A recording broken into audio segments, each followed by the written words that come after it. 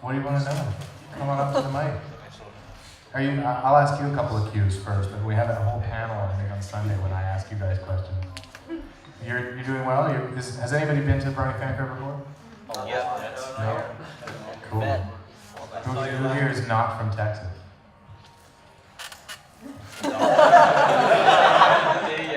I really like Texans. Have I mentioned? You guys are good. So high. Let's go. Cool, all Texas here. I'm guessing that the yup thing didn't just happen, or did just happen. I'm guessing it wasn't written into your script. First of all, what's your name? I'm Cecily. Cecily, nice to meet you. I'm Peter. Hi. The yup thing, it wasn't written as like E-E-Y-U-P in the script. It was yup in the script. For me, it really came out of the breakdown that they gave me at the audition, which was that he is he's older, they come to him for wisdom, but he's a pony of very few words, and they mostly just wanted him to say yup and no. But then they gave me this monologue because they wanted to hear me go through, and I don't remember what the monologue was because it's never appeared in the script, but it was basically something, well, Applejack, sometimes you gotta wonder if, just something like that, where they had me go through it because they wanted to hear whether or not I could represent the character and keep the character alive and animatable, even though he was slow and mostly monosyllabic. So they needed to know that if they wanted to write anything further, that they could do that. And then I just sort of thought, well, if they're trying to hear me articulate because they're worried that I'm not articulate, then when I come to the yups and nopes, I thought I have to give those character too. And so I just thought, let's put some character into it and see what happens. And I guess they liked it. We all did. Yeah, thank you. I'm glad you did. I liked it. What's your name? And you're Emily, and you're from Texas? Yeah, born and raised. I'm going to say that to everybody that you're from Texas.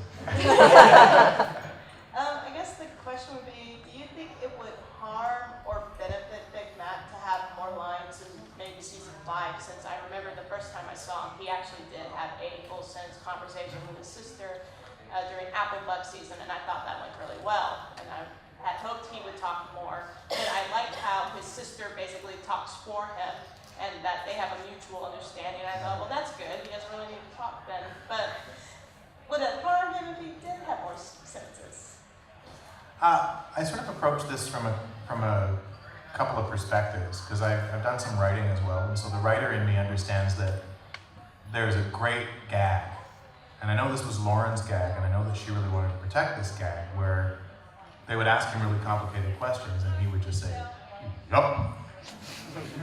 Right? And she thought that was great fun, and wanted to protect that. Hasbro, I guess, was maybe worried that that would be too constrained and predictable.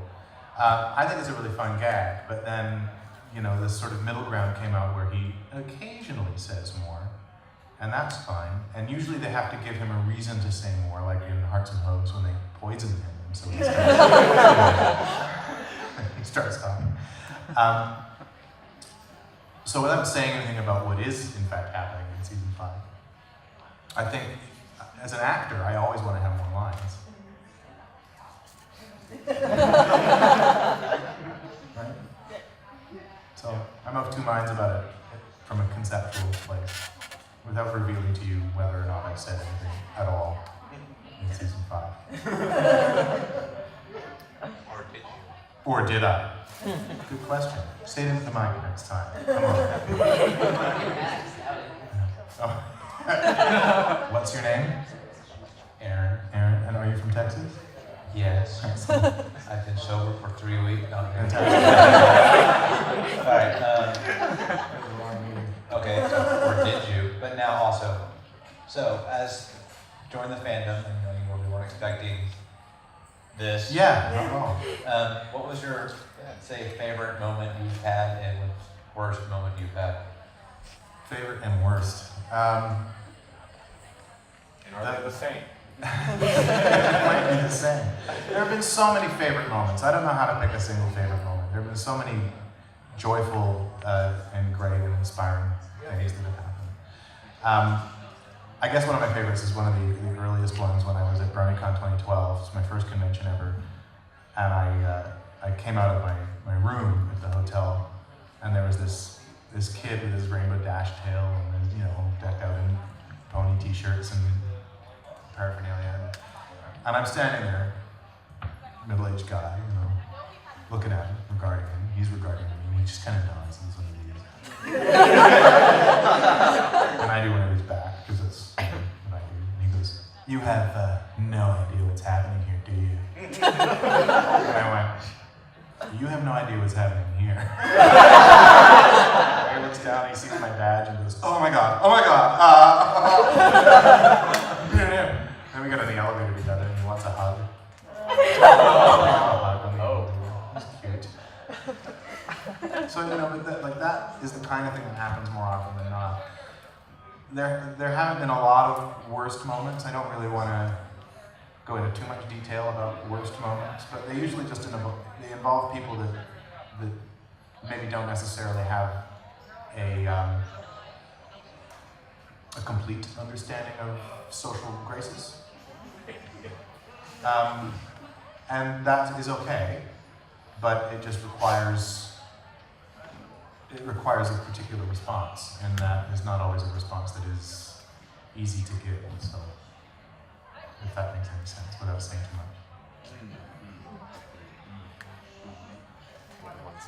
What?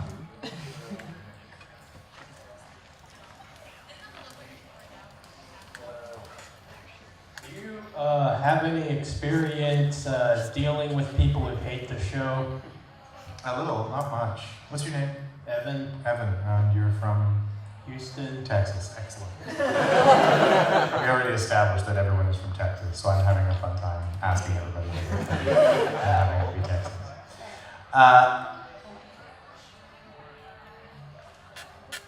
What was the question exactly? Like, have you had any anti-bronies give you a hard time for working on the show?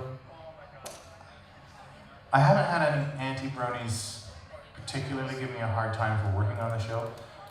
I do find that people sometimes don't. It's weird. Like, I'll say that I'm an actor on a show. Normally, if I say, "Well, I'm an actor and I was on the show Fringe," people go, "Oh, cool." Or, "I'm an actor. I was in the movie Scooby-Doo 2: Monsters Unleashed. These are true things." They go, "Oh, cool." And then I say, "Well, I'm an actor and I'm in the show My Little Pony: Friendship is Magic," and they go, "What?" "You know there's bronies, right?" And I'm like, "Yeah, I know there's bronies. Bronies are awesome." And they're like, Are you a brony?" I'm like, "Well, it's not really, no, because I'm an actor on the show, so it's a really different perspective. It's really difficult for me to establish whether or not I'm a brony as such." But then we're starting to have that conversation, which is a weird conversation. But you can tell that there's just this kind of resistance to what a brony is and what it means. But what I think of it really is just a misunderstanding of fandoms in general. And as soon as you point out to somebody, "Well, look, what do you love?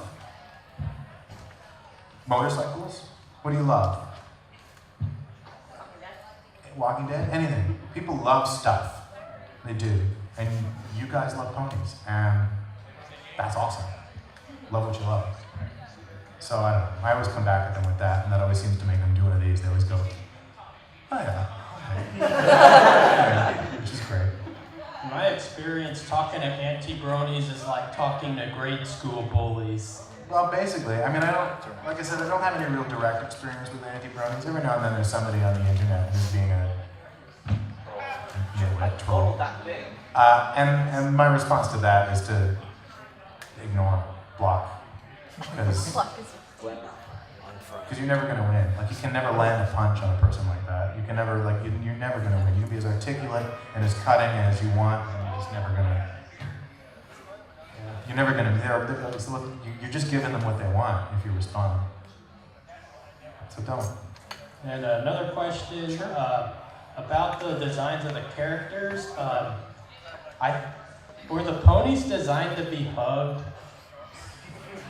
I don't know. Because like They're They're huggable. It's like, Do you that's think the they were urge, designed that's to the be urge I hugged? get when I watch it. I really want to hug them, but they're not real, and so that makes it hard. There are plushies. I've hugged plushies. So I guess yes. Thank you. Hello, what's your name and are you from Texas? My name is Michael. I'm from Svalbard, Norway. Really? Oh no, Texas. You're from Texas.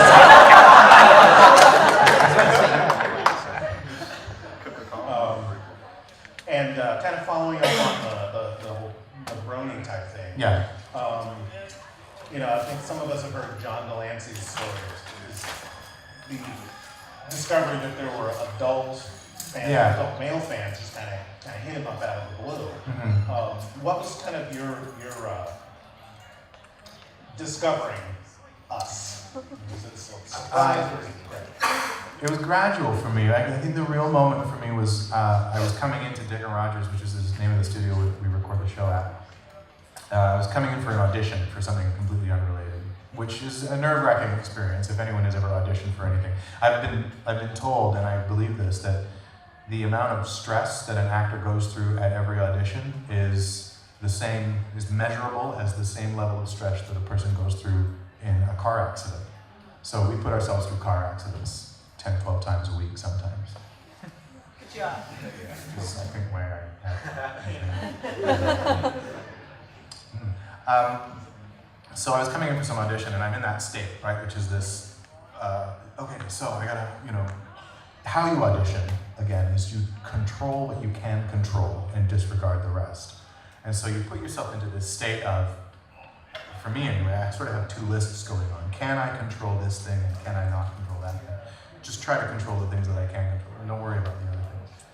I arrive at the front of the building, which is a glass door, whatever, and there's a group of people standing inside.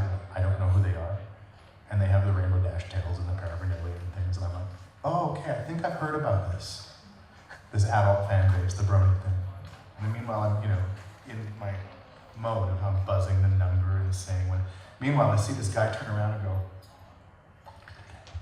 and I'm like, whoa, a person recognizes me, that's cool. I'm like, hey, I don't know what's going on. So I walk in and I just sort of beeline for the elevator, just kind of wave and beeline for the elevator. And then I get on and this woman who was with them gets on too.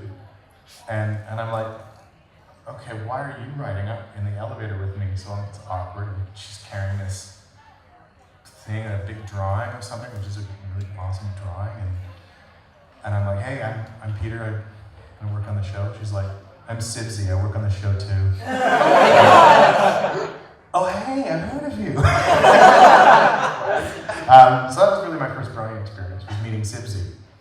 But from that, I you just kind of, I decided they seemed like decent guys. So I was like, well, let me just explore this, because prior to that, I really only heard about, people getting onto my Facebook page and going, hey, Peter, do you clop? At which point I Googled, at which point I regret Google. So I decided to do research that didn't involve particular terminology. And starting to come to conventions really helped too, because I've met so many great people, and it's all been so terribly rewarding. So, thank you. Thank you. It was a slightly rambling answer, but I'm Thruckerzah. I come from the cracks between the walls. excellent. Is that a town in Texas? Sure. All right. No, I'm Luke and I'm from Austin. Austin. I've heard of that. Pretty good town. Pretty good town. I think it's not far from here. Yeah, nearby. So, what were your thoughts, season 4, finding out that you actually had songs? Oh, I was thrilled. Thrilled to have songs. But I found out that I was going to have a song in Cleveland, because the beautiful thing about, one of the many beautiful things about the cons is that I've had a chance to meet people like Megan McCarthy, who I would never have met otherwise. And Megan took me aside at Canterbury Gardens in Ohio and said, we're thinking of giving you a song next season. At which point, You're gonna make me keep that a secret for 8 more months? When it finally rolled around and I got the song, I was absolutely thrilled. And that was in Pinky Apple Pie, which is Natasha Rodenger's episode. And then to find out that there was another episode was a total surprise with even more singing. It was great.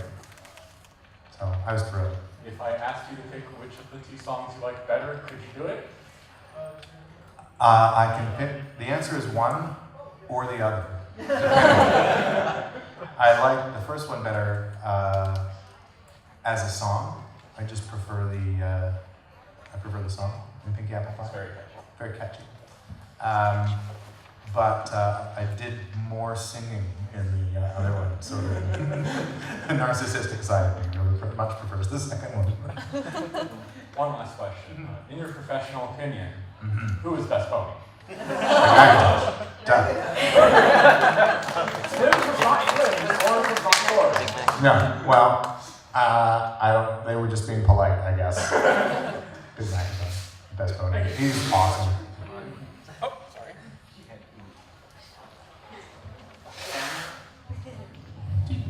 Hello. We have met before. Tell me your name again, real please. Johanna. Johanna, nice to see you again. I know it's weird, right? Your voice is weird and loud all of a sudden. Oh. You from Texas? Yes. I'm messing with Texas a bit, aren't I? I'm really sorry. You're disobeying the signs. I know. What is it like having so many voice acting jobs? It's fun. And that's mostly what it is. It's super fun to have so many voice acting jobs. I'm really grateful to have so many voice acting jobs. Really? Do you ever get mixed up? No, which is the weird thing. Sometimes they'll you know, you have to go back and do pickups for some character that came several episodes ago, and at first you think, what is this? I don't remember saying any of these words, and then all of a sudden something will click in your head and you go, oh yeah, that was this guy. I'll just say these lines like this guy again. And you go, oh, okay, right. That's right there, still. I don't know why. You have something else you want to ask? I'm happy to answer. I'm good. You're good? Well, if you think of anything else, come right back. I have a question. You have a question. And your name? My name is Julie. I'm Julie? from Texas. All Like, right, we'll live stop here in doing that now. Goldie Delicious. And Goldie! Did you? It's kind of a couple of questions. Did you have to audition for the role? Can I, this is very entertaining for me to watch you talking to I know, Why don't we I'm let her happy put to it? stand up as a normal person. It's a little uncomfortable. And yeah, I mean, where'd she come from? Because I mean, it's She, cross. in a weird way, she came from working on Littlest Pet Shop. Because when working on Littlest Pet Shop, he was like, I've never had a microphone before. Working on Pet Shop, I'm often cast as secondary characters, usually one-liner, 10-liner characters that just happen to come up in the script. And so I developed the habit after 15, 20 episodes of just, if I didn't know who was playing the part, I would just read it out loud. I put a voice on it, just reading it in my home. So that when I arrive at the studio and you get there and you're in the middle of recording, you get to the top of the scene and they'll say, okay, Peter, we want you to be the maintenance park worker. What do you got for maintenance park worker? And I actually have something instead of going, what's he like? So I was just doing that. And then when this script came along and I had Goldie Delicious in it, I just started reading her and just kind of, this voice is what came out of me. And it was one of those voices which was immediate and right. And I was just still doing it just for a kick when I got to the studio. And Jim and Jason and Terry, the directors, heard me doing it, and they went, oh, come in here. And they all sort of gathered into the studio with me, which they usually go around to the other side of the glass and listen from there, but they just had me go on the mic and they put their cans on and listen, and they all went, yeah, let's do that. So it was an audition I wasn't even expecting to have, and I had. I think they were just going to probably give it to somebody else, so.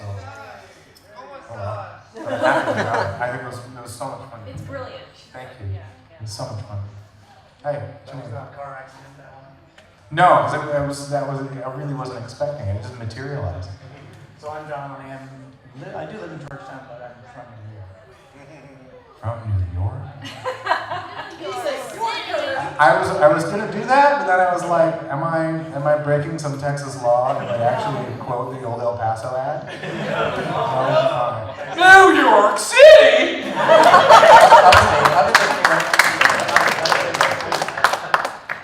Anyway. That's basically Canada. Yes. They even use the money to, anyway. No, yeah, I know all the border states. We take American. So if you ever visit, It works. Yeah. So I once lost my voice for 7 months to a paralyzed vocal cord. Whoa. What's the worst thing that ever happened to your voice? Well, I've been congested and/or hoarse in a session.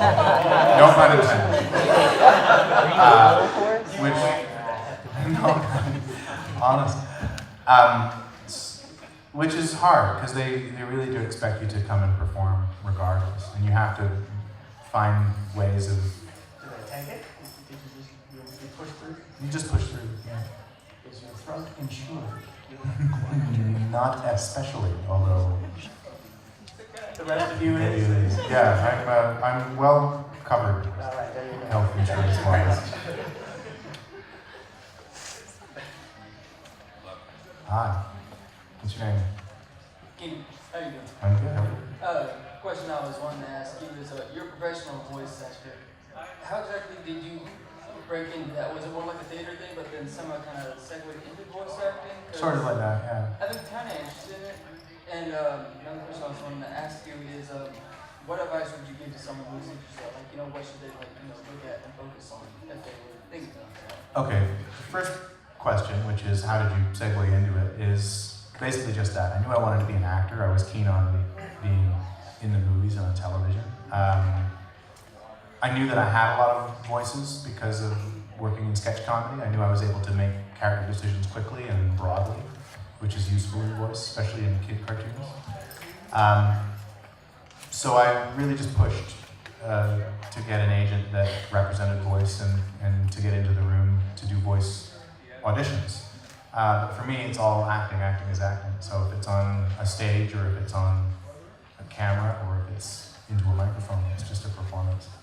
So you just have to gear your performance to whatever your audience is. And your audience is, on stage, your audience is really the back of the room because you want to be broad enough. Like if I'm not using the mic, I need to be big enough and broad enough that you can all hear me all the way to the back of the room, right? And so your performance becomes large. On camera, your performance is small because your audience is only as big as the camera. And then in voice, your performance is people's ears. And so you're trying to figure out a way to put whatever character is necessary into just the sound, which is a curious and interesting skill if you can develop it. Which leads me to the second thing, which is what advice would I give? And that is really dependent on where you are. My first piece of advice to somebody would be act. If you don't already act. Get yourself involved somehow. Second piece of advice is, if you are not in a place that does voiceover work, you need to go to a place that does voiceover work. You just need to be in a factory town, whatever that is, for your thing. And probably that means LA or New York, or I think it's, there is something in Texas, Funimation's in Texas. Yeah, it's in Dallas, yeah. So that would be good too. So at least you gotta be close enough to get there. But beyond that, I would need to know sort of specifics about where you are as a performer to be able to tell you specifically what to do. Keep at it is really the best piece of advice. And this is another piece of advice that I really like for anyone trying to do any kind of art anywhere. It's a great piece of advice that you are at first going to think I'm crazy, but the best piece of advice I can give you if you want to be any kind of artist whatsoever is quit. How's that make you feel? Super. Confused? Angry? Just confused? Well, is there anything else that you would go, oh yeah, because if you tell people to quit and they're artists, they tend to go, what are you talking about? That's nuts. I can't. So if that's your reaction, good. Keep at it. if that's not your reaction, maybe you want to consider something else. Okay, my reaction is confused because it I don't doesn't know. make You have to answer that for yourself, right? But you really gotta want it. You really gotta want it because it's a career full of rejection and heartbreak and confusion.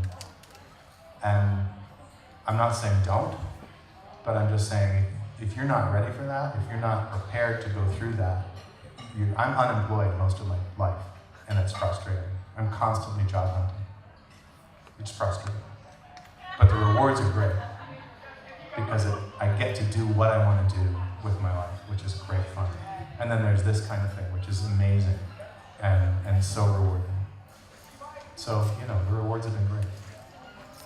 But is that the life you really want? You have to be able to answer that question. So quit.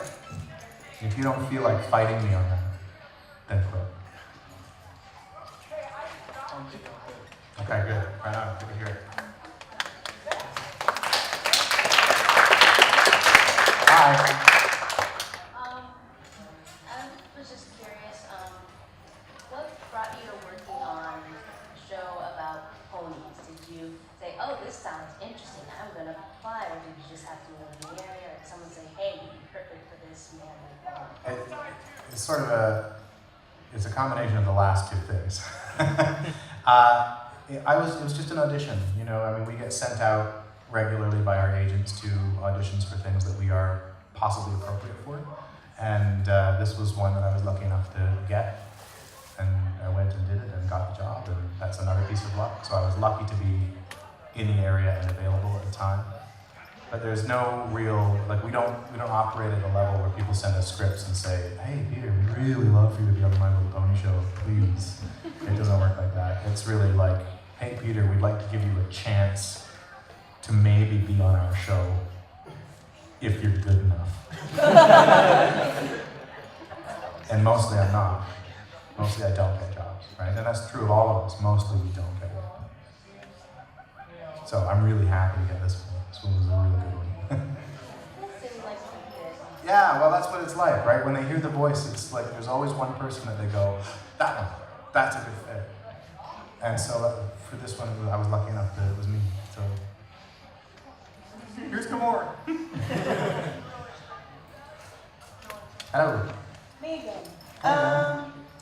As a 2D animator, I find it easier to use music to animate my projects. Is it easy to sing as a voice actor, or is it easier to read off a script? Since Big Mac did have 2 songs, and I noticed they had a beat, so I figured that was easy to follow. They were catchy, but as a voice actor, was it easier for you to sing, or was it harder? I find it easier to sing in a character voice than I find it just singing. Because I can use a character as a filter or a mask of some kind, I guess. When I'm just singing, I always feel like, oh, this has to be perfect and beautiful. But when I'm in a character, it can be dopey, and I'm okay with that. And it doesn't have to be great, it can be kind of bad. So I'm okay with singing as a character. It's really fun. But in general, what's easier? Talking, taking the words off the page. Because that's really what I am as an actor, right? So I can take the words off the page and give them life, and that's what I know how to do. Yeah. Hey, I'm good. How are you doing? Ryan, I'm from Mountain, just right here. Do you have any live action roles that you've done? Yeah, tons. Tons? Yeah. Do you prefer live action versus reading from script in studio? In the end, I think I probably prefer voice acting. I think it's more relaxed. It's more fun. You move through it a lot more quickly. Live action stuff can sometimes be painfully slow to film. Yeah, it takes. Well, it's mostly just waiting. You mostly get to sit in a little room and twiddle your thumbs for hours while they get ready to set up a shot, and then you make it. Sure. But then you get rushed to a set and you have to be ready. And I find that it can be a bit taxing actually to put yourself in a state of readiness at 8 o'clock in the morning, and then shoot at 10:30 at night. It's like, really? Okay, let's go. So I find that side of it can be really difficult. But I don't know. It's all really fun to me because it's all what I want to do. Once you get going, once you're in front of the camera and going, that's fun. Thank you. Hello. Hello. I'm Logan. I'm from Austin, Philadelphia. Hey, Logan. I was just wondering, we're all here because of a show. What shows do you watch? I'm a big fan of the Doctor Who reboot. Huge fan of that. I watch a cool thing. I've been enjoying a lot of British shows lately. Lots of stuff off the BBC has been really cool. Sherlock is great, and there was a great show called The Hour that I really liked off BBC as well. I watched The Walking Dead. What am I watching right now? Yeah. Breaking Bad? Breaking Bad, I saw that was good, yeah. So I dig all the hip shows. All the things that you guys think are cool, I like. So earlier you mentioned that you do sketch comedy. I used to do that. Oh, y'all aren't together anymore? No, it's been a long time. So we'll never figure out what the golden path is? No.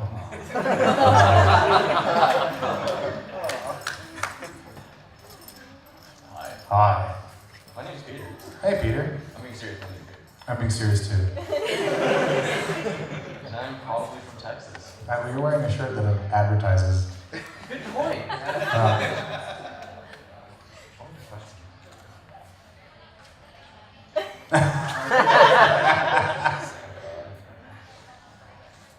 Have you done anything non-voice acting related with the show? On the show?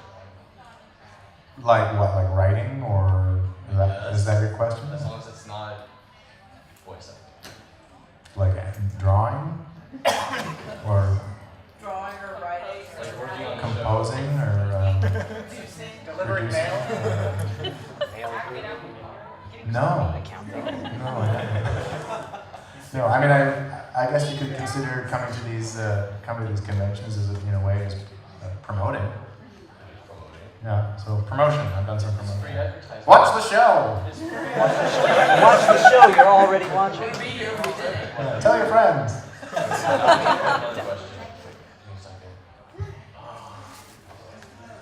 What's the funniest thing that's ever happened to you, like, just work in general? Work can be so much of what happens at work is hilarious. Yeah, it can be just hysterical, but also so much of it can be just funny in the moment. It can be funny to us. So it's droll afterwards. Perhaps so, yeah. And a lot of it, a lot of why it's funny is that I was in a session just the other day with Tabitha at St. Germain, and she's just, sometimes her performances are so off the wall that the rest of us are just killing ourselves. How off the wall and how killing is yourselves? Well, we're laughing as quietly as we possibly can because she's working and she's got to record herself, and so you're not, you're trying your best to not look anymore at a certain point. If you hear giggling noise in the background, you turn the volume real high, you don't know where it comes from. Mm-hmm. Well, off the wall, so off the wall that it's not that she's turning in something which is a non-functional performance. It's still effective as a performance. She's still hitting all her beats because she's brilliant. But she gets redirected away from that. So what, she wants to moon? Yeah, often. Yeah. She's awesome. Alright, Yeah. thank you. Thank you. I'm Adam. I'm from California, actually. Whoa. Yeah, I know. Whoa, dog! Whoa, that's 3 states represented in one building. So, my question is, what is your opinion on crossovers that include your character or My Little Pony? How do you mean exactly? Like, if someone were to take, Supernatural and throw it in with My Little Pony, what's your opinion on that? I think My Little Pony could make an appearance on Supernatural, but I think Supernatural could not make an appearance on My Little Pony. Yeah. That's reasons. So because Supernatural is a show where they can do that. One of my favorite episodes of Supernatural is where Sam and Dean wake up in some kind of strange alternate universe where everybody thinks they're filming a TV show in Canada.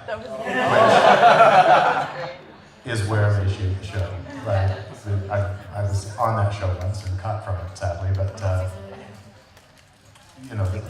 thought that was hysterical. So they can get away with that kind of stuff. But My Little Pony is different because they've created a really pure universe. And as soon as you throw, like even if Sunil from Little's Pet Shop made an appearance on My Little Pony, I think that breaks something in the show because it's such a pure universe that like as soon as you have, what is this crazy place I've come to visit? From the pet shop, where is Russell? You know, then you just, there's just something wrong with that episode as an idea. So I don't think that's going to happen. I don't think that works really. I think it's great for fanfic and whatever, but I don't think it works on the TV show. Did you have anything to do with the creation of your character? Besides the voice that I chose to put on it, no, the characters pre-exist.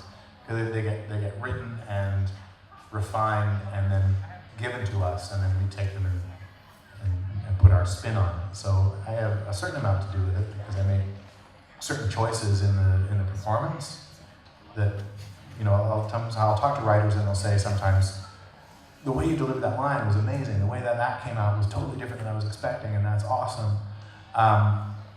And so in that sense, yes, but no, I mean, I knew that Big Mac was a slow, monosyllabic, possibly very wise, but just hard-working pony. Like, I knew that from the get-go. Thank you. Hello again. Hello again.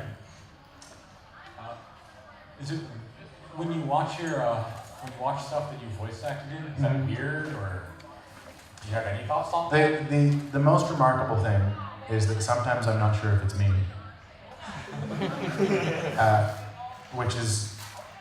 That's the weird thing for me, is that every now and then, like some people they'll send me YouTube clips and go, hey, was this you in this show? And I'll watch it, and I'll have to watch it 2 or 3 times before I can make my mind up. And that's the weird thing, because yeah, I don't know why that is. You'd think you'd be able to recognize yourself, even the voices you can do. Sometimes you just go, I don't know. That could be. It might be me. Google. How come you don't know this, Google? Constantly IMDb stuff. Oh, I know. It's not for vanity, really. Because I know personally, whenever I hear myself pre-recorded, like I hate it. I can't stand it. And then the other question was Big Mac and cheerleading. Any thoughts on that?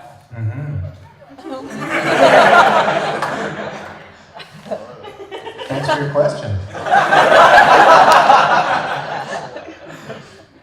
Okay. So, Hi, Ben. Hi. Awesome.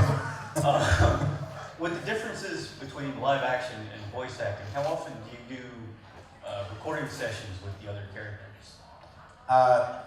In the shows I've been working on, in the Pony and the Pet Shop show, in general, we record with everybody in the room, with a couple of exceptions. Tara records in LA and John records in LA, so they're never there. As long as everybody's available, everybody comes to one session and we just read through it, which is great fun. And then, on the same as the last question, how weird is it seeing you in live action work that you've done? I find that, I don't know, I guess I just got used to it. I feel like you have to separate yourself from your performer, right? Me as a person is not in stuff, me as a performer is in stuff. And so, when I'm watching myself performing, I'm usually looking at it and critiquing it and saying, how could I have done that better? What could I have done differently? Which take did they choose? Why did they choose that take? And looking at ways I can improve myself, because art is about discovery on one hand and about craft on the other. So you're constantly working towards bettering yourself. And if you stop doing that, then you have to stop. So it just becomes that. It becomes a case study, really. Otherwise, I just try not to watch myself and watch the movie. Thank you. Hello. I'm a what happened to Applejack and Big Mac's parents? Don't know. I don't. They don't tell me that. I wish I could help. So many things that they've died. I'm just as curious as you are. What's your thought? Yeah. I don't know. I wonder about it. They're obviously gone, and I think they've been gone for a long time. I'd love to see an episode that's about it. I know. And then who does Granny Smith's voice? It's Tabitha. Yeah. That bitch, and how I came up with Goldie Delicious was essentially just imitating Tabitha. All right. My question is, what do you think about when people, like other people who do impressions of Big Mac? Like, what is your opinion on I'm that? totally flattered. I think it's terrific. And Do you have one? well, I can try. Well, now you. Yup. Hey, there's a good one. I can try. And one more thing. What's what's when you go to record stuff? Like, what's the worst thing that's happened in your experience while working? Like, Probably- maybe you forgot to turn on the mics or something. Well, there's some, there can often be some kind of technical stuff, but they're usually pretty quick at solving it. Probably the worst thing that's ever happened was in one of the, I think it was in the episode,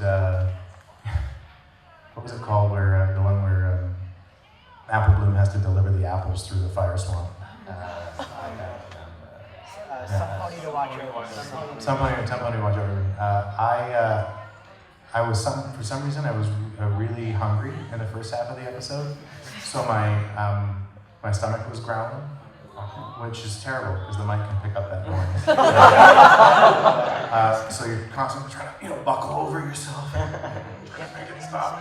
And then Tabitha will always bring like a bundt cake or something to the session, so that she's like forever bringing baked goods, so that at the break there's a little snack. And I had like 4 pieces of bundt cake, and then had just gas for the rest of the day. So the rest of the record, it was just like. And then eventually just went, okay, Peter, you have like 3 more lines. Let's just get your lines and you can go.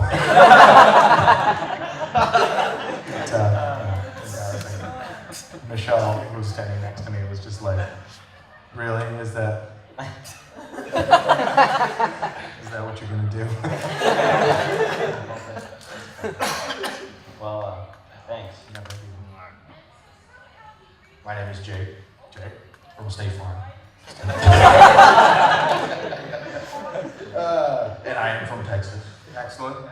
My question to you is, have you ever seen a show or a program or even like a theater where you see a role and you're like, that should be me? Always. Always. Any Always. examples? No, so many that I can't even think of it, right? Like, constantly looking at stuff going, why didn't I go up for that? Or how come I can't like be in LA and audition for that? Or why didn't they cast me for that? Or I could have done a better job. I'm constantly doing it, like to the point that like name a part, name a part, and I probably think that way about it. Like something in Star Wars? Yeah, sure. Yeah. Yeah. I haven't actually seen that yet, but I'm sure there's like 5 roles in there that I should have played. Probably. I mean, I'm Andrew. Hey, Andrew. Have you actually ever met John Delancey? Mm-hmm. Awesome. I got more news for you. Twice.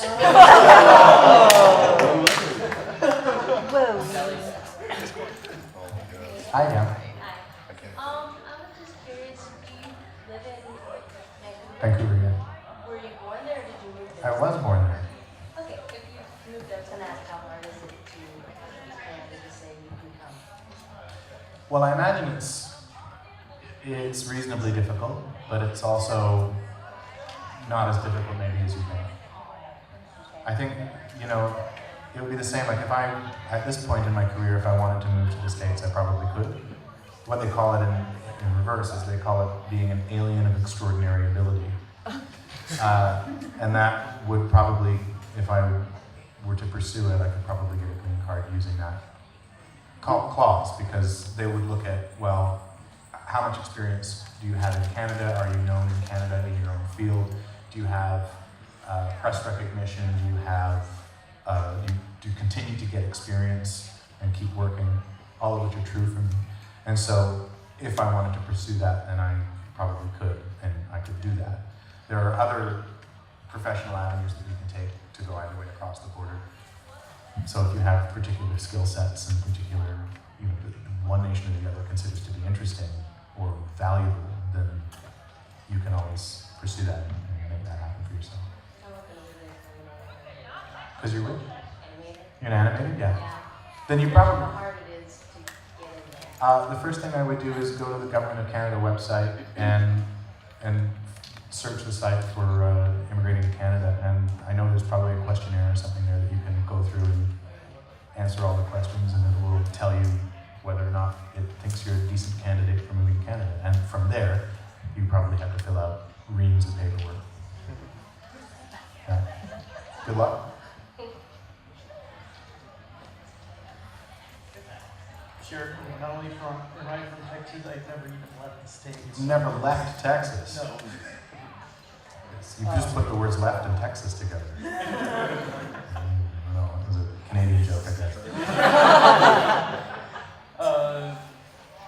One of those dumb questions almost are probably something where you've asked a couple times. What would actually happen if you actually met Big Mac? What would that conversation? I would scream and run away. If an animated horse walked into this room right now, I would blow a gasket. What would that even look like? I'm Cole. Hi. Hello. What kind, if for someone like my age, like 13, what kind of education would you need to get into voice acting? Like, you know how like Kitty Mark Crusaders, you know, they're like teenagers that voice them? You don't need a particular education to get into voice acting. Let me say that right away. If you wanted to start, you could start right now, right? Because you look at people like Claire and Michelle, even Andrea Libman started when she was 6 years old, right? If you've got the voice, you can get a job. That's saying one thing. To have a career as a voice actor is a different thing than to have a job as a voice actor. To have a career as a voice actor, you need as much education as you can get. Because so much of voice acting comes from knowing pop cultural references, it comes from knowing historical references, it comes from understanding just the connections that exist in the world, which you can't really get without keeping your mind open, at least in a very basic sense, keeping your mind open to educating yourself, if not going through any kind of formal education. On top of all that, act. And the best way to learn acting is to do it. On top of that, you can learn technique. So if you're finding yourself in an acting school, if it's not teaching you technique, if it's teaching you airy-fairy nonsense, then get out. If it's teaching you actual technique, how to enunciate, how to project, you know, really technical stuff, then that's a good acting school. So that's the stuff you need to focus on. Hi. I need your 100% total unbiased opinion. Okay, no audio or video recording. No. Milk? Does it belong in jugs or does it belong in bags? Jugs. Or cartons. Never bags. We used to have bag milk in Canada, and some parts of the country still have bag milk. It's bag milk.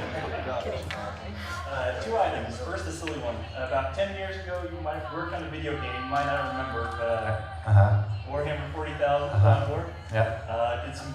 Orcs is the bestest. Yes. Yeah. Is there any chance you can hear a background from the future with an orky voice? I will be happy to make that offer in the studio.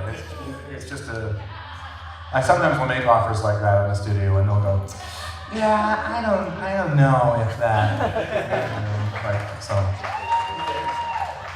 only ever cross my fingers and hope. Orcs are the best. Orcs is the best. But the other item, since you are flattered by us imitating you, I thought we should show our Texas hospitality by, as an audience, all giving on the count of 3, our best yep. All right, so here's how we do it in the studio if we have to talk at the same time as each other. We count 1, 2, 3, and then on the 4th beat, everybody talks. Ready? 1, 2, 3. Professionally done. How do you guys, can I ask, well, I'll save that question. I'm going to save that question for the reverse Q&A panel itself. Hi. Hi. I want to ask you one simple question. All right. Where is your mother and father? Vancouver. No, it was already asked. It was already asked.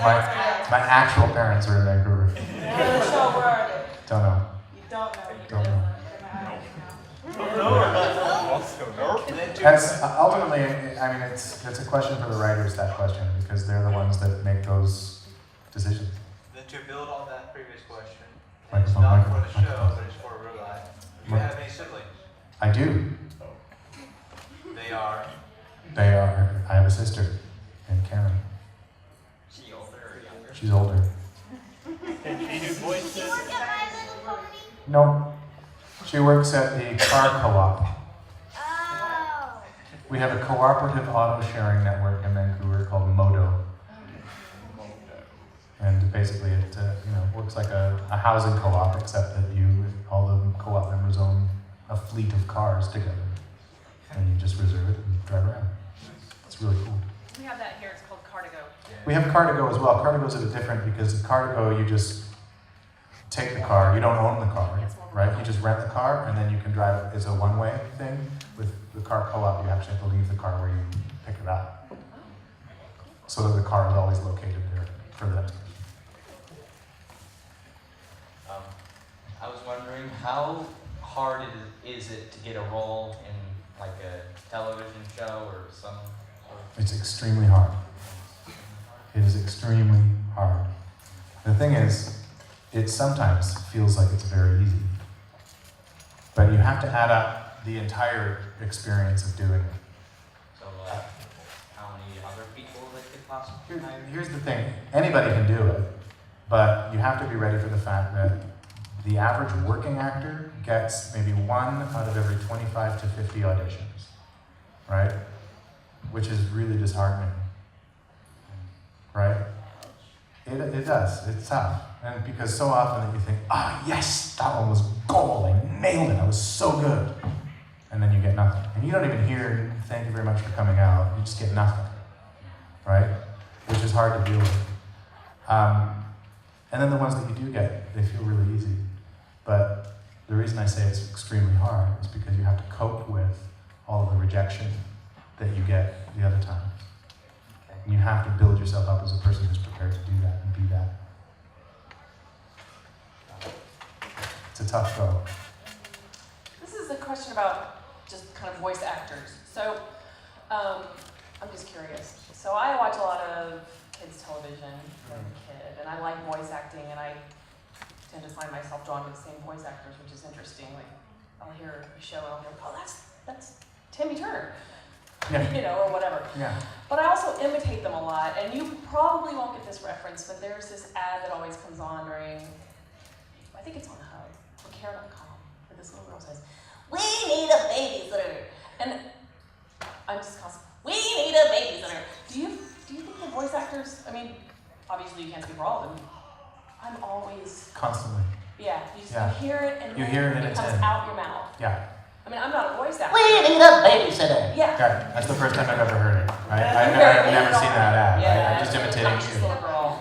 But yeah, it's Everybody knows. As soon as I'm ready to go with that voice, now I got it. Here we go. it doesn't sound like a little girl when I do it, but We need a babysitter. We need a babysitter. We need a babysitter. But see, that's interesting because you took it and you ran with it. Shifting Whereas it, yeah. For me, I hear it and I mimic it just because. Well, mimicking is a great skill, and it's a necessary skill for voice actors. There's something that we do sometimes called voice matching, where you're replacing somebody essentially, or they really want you to sound like Ricardo Montalban. They can't get Ricardo Montalban or whomever. So then they ask you to come in and voice match, and so that's one thing. You got to use your mimicking for that. But then to really be a voice actor, you have to be able to come up with original stuff and fold things in on each other. And there's just a slightly different skill set. And a lot of that for me is just about vocal placement. How your voice is made here always, but how you breathe into it, just breathing into it, changes it, right?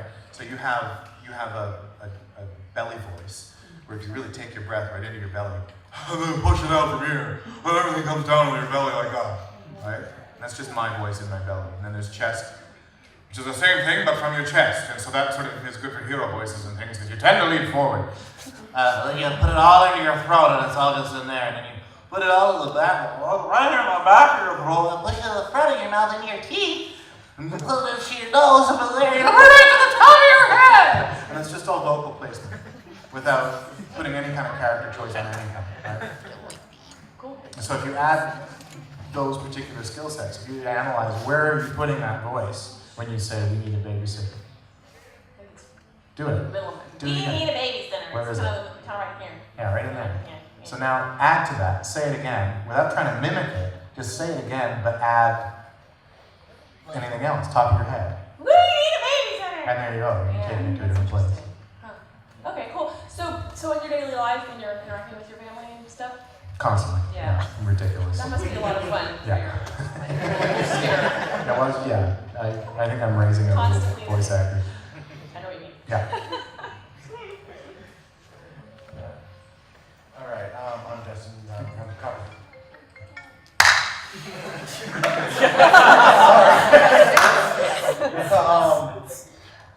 Out of all the roles you've done, what is your favorite? And you can't say My Little Pony because that's just an easy cop out. Well, okay. Of all the roles I've done in anything? Anything. Okay, again, favorites are hard to pick because they're often favorites for different reasons. My Little Pony is one of my favorites. I will say this, but I'll go on to other things. Just because, mostly because of you guys, because this kind of recognition has never happened to me anywhere for anything, and I really appreciate it, and it's fantastic and flattering, and thank you. But obviously on My Little Pony, for as fun as it is, I don't say that much, usually. So it's Lila's Pet Shop with getting to do Sunil. I get to come in every week, and I've done 70 episodes of it or something. And I get to be, on most of those episodes, I'm somebody else as well, at least. So I've gotten to play so many characters on that show and really play with my craft. So that's been an incredibly rewarding production for me. Please watch it. And I'm watching that. Me and my daughter start watching that right now. Cool. I hope you enjoy it. I know the first few episodes are a little, I don't know, but I think it gets really good. I think it's really fun. Good. Keep watching. It's fun. Great songs. The songs are so fun.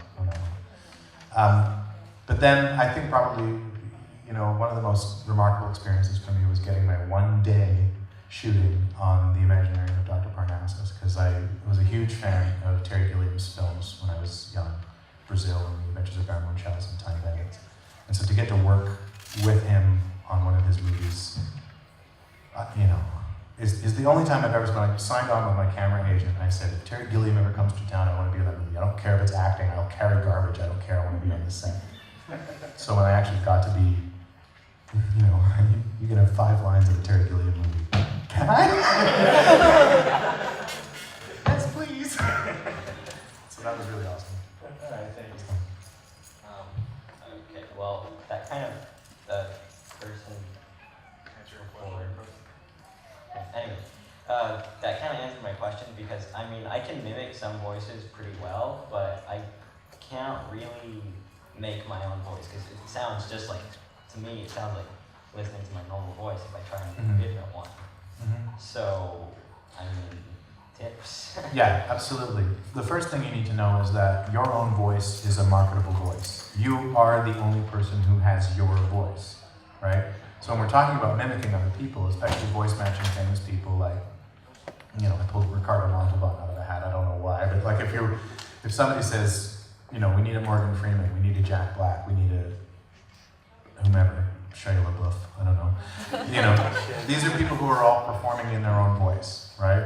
They're all just using their own voice to make their performance.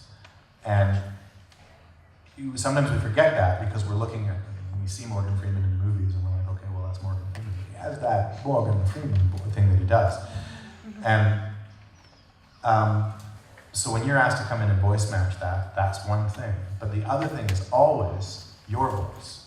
You making your own mark with your own skill set and your own tools. So yeah, your voice is great. And when I talk about shifting the voice, shifting the character voice around to create new voices and character voices, that's never taking your voice and removing it and replacing it with some other voice. That's always just taking your voice and shifting it. Just pushing it a little over here and a little over there. Sometimes in your head it always sounds like the same thing. Don't worry about it. If you can really put a decent character on it, the difference between you just talking and you talking in a character will be remarkable. Okay. Thanks. Just wondering, can you do any Dragon Ball voices? No. Because you said that whenever you see stuff, you always say that I should have been there. Yeah, I haven't seen any Dragon Ball, so Oh, I really? Oh, wow. Well, what's the most badass villainous voice you can do? Oh, I don't know. You hear stuff and you try stuff, and then every now and then you get to try to be a bad guy. I got to be a bad guy in a Barbie movie recently. He was an eel named Murray, and I just put this Peter Lorre thing on it, and just went for it evilly. So, that was my badass evil guy for today.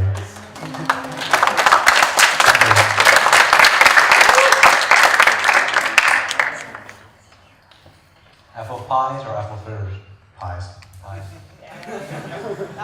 Is it possible if you could do a British Big Macintosh? Yep. Yes. I say, yes. I say.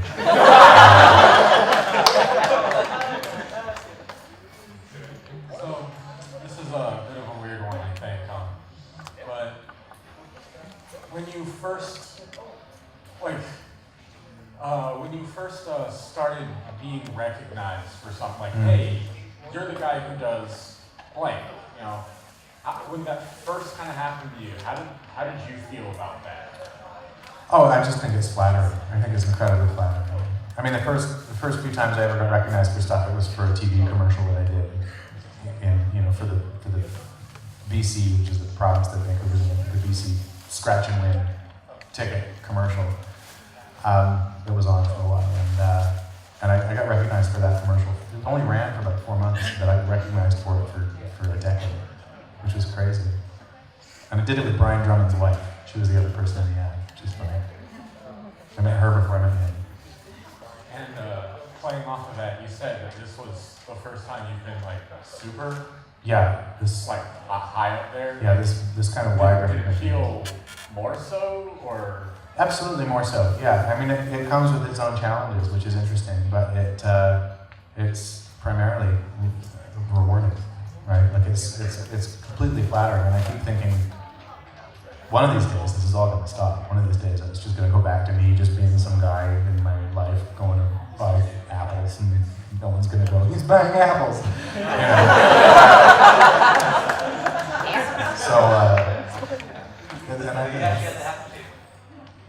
Maybe, I don't know. No one has ever said it to me directly, but they maybe saw me buy apples. I do buy apples. What was that? You're just gonna have older folks say that to That's right. Just wizened old people, and me even older. You're buying apples, and you can still stand up. They'll stop remembering you for Big Mac and just Goldie Delicious. Yeah, just Goldie Delicious. That's right. It was a good role model. Was that? Do you have a favorite apple? This is a real apple. First of all, this is my favorite kind of apple. It's a Cox's Orange Pippin. It's a delicious apple. Oh, it's only 10 minutes. Yeah, that's a good apple. That's all the time we got. That is all the time we got. I will take one last question if someone has one last. Who can get to the mic first? Go. Nice. Final question. Can you do a female Big Macintosh voice?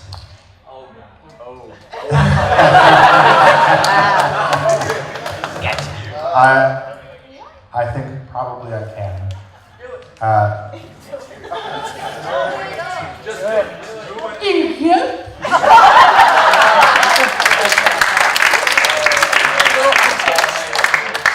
you guys very much. This has been lots of fun. I hope you guys have fun too.